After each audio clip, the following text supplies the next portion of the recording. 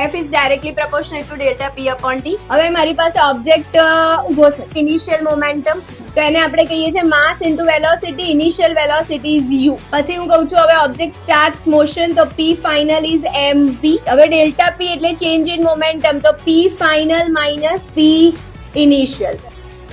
એમાંથી m common બ્રેકેટમાં v minus u લખું તો ચાલશે. હવે F is directly proportionate to delta P upon T. Values નાખી દઉં છું. હવે જ્યારે પણ પ્રપોર્શનાલિટી રિમૂવ કરવી હોય આપણે, તો આપણે ત્યાં ઇક્વલ્સ ટુ મૂકી દઈએ અને એક કોન્સ્ટન્ટ મૂકી દઈએ. Is F is equal to proportionality કાઢી નાખી અને I will put one constant. That constant I put k. Now take k is equal to 1 to make the formula easy. v minus u upon t ની જગ્યાએ a લખી નાખું તો F is equal to mass. Simple.